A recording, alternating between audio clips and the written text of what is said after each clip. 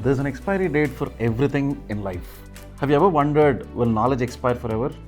Or is there an expiry date for knowledge that we accumulate? That's exactly what we're going to discuss today. So without any further ado, let's get into the topic.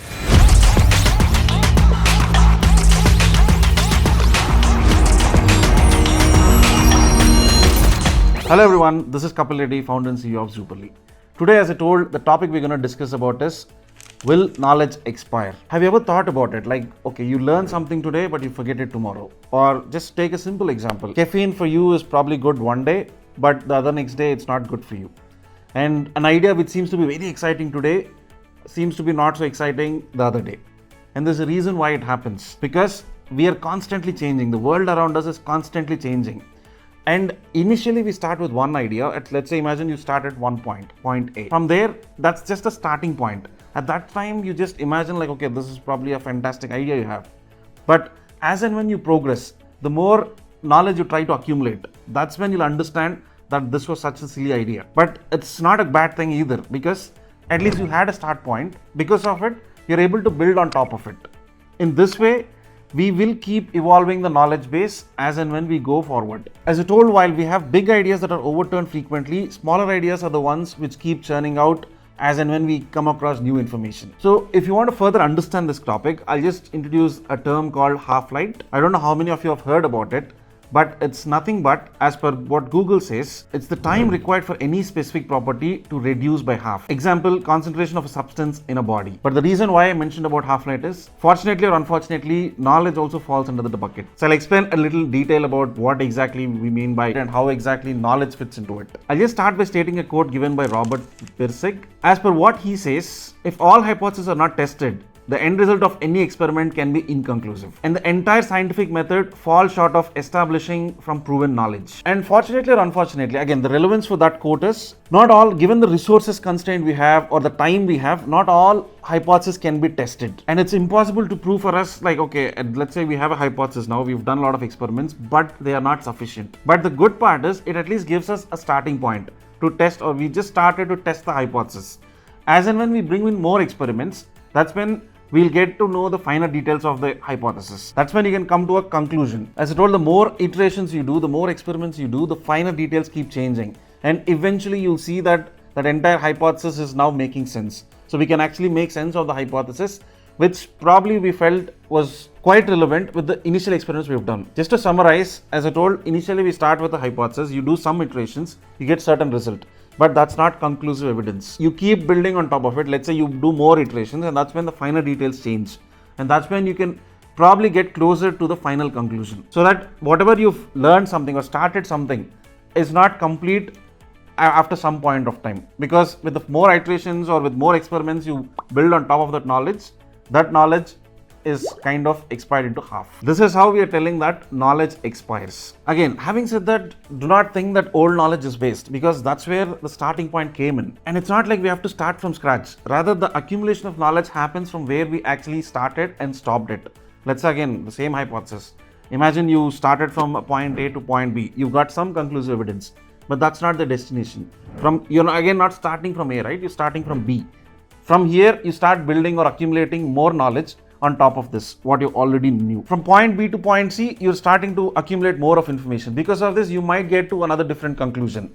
In this way, you start getting more comprehensive evidence around a particular hypothesis. A lot of what we think around us right now is just ephemeral knowledge, which will 100% be replaced with a comprehensive knowledge going forward. It's only time and the kind of resources we put in that will decide the kind of comprehensive knowledge where we'll get into. So this is all about how exactly knowledge accumulates over time and how knowledge expires. The initial set of knowledge which we had, how it expires, is something which we have discussed until now. So just to conclude on this video, as I told, knowledge is evolving constantly. You cannot just be happy with whatever you've accumulated over time. And that's how you see, you can just see around you, right? The technology is evolving like crazy. Whatever you felt was impossible is right now made possible. And that's how technology keeps evolving, right? Just look at how technology has shaped up our lives and how technology has become an integral part of our lives. All in the last, let's say, 30, 40 years or maybe 50 years. But before that, imagine, everything was even difficult to imagine. Like, there were days when, the initial first computer took an entire room. It's hard to even imagine like how exactly people lived in that era. But that's the beauty of technology, right? And that's where it started. From there, just imagine, like, look at this laptop.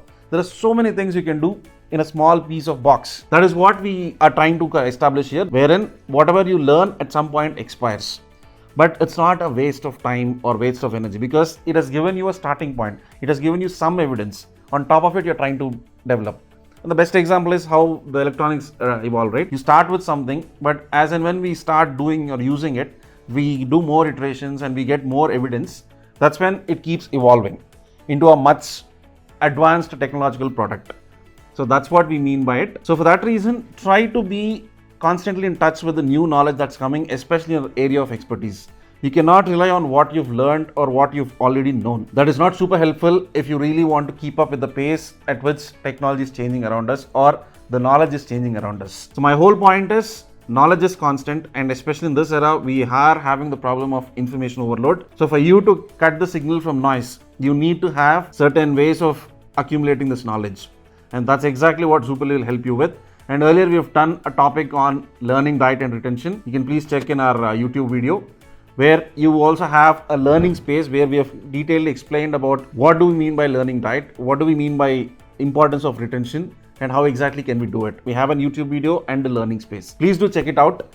And as I told, the whole goal of this channel is we want to bring out some theories and certain principles which are not widely popular, but once you start practicing them in your daily life, you can see a significant difference. Right now what's happening is we are made to believe that we are learning something, but it's not effective. It's just like we are doing the same stuff again and again. So imagine on a daily basis, if you have to do the same work without much result, how frustrating can that be? That's exactly what is happening when it comes to knowledge. We think that we are learning, like you read an article, you think that you're learning something out of it, but it's just completely gone. Because science already proves that you forget 70% of what we learn in a day and 90% of it within a week. And that's the reason why you need retention. And that's the reason why we're trying to create an all-in-one space with Zoopally for all your learning needs. Anyway, more on that later. But if you haven't signed up with the Zoopally early beta list, please do it right away.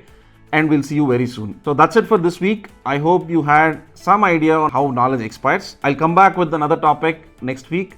Until then, have a great weekend and a great week ahead. But before leaving, please do like, subscribe and comment on this video. And please share it in your network, because as I told, there is only limited information on subjects like what we are taking right now. And we need more awareness around these things. So please be part of it, and we'll be very thankful to you. Thank you so much. Bye-bye.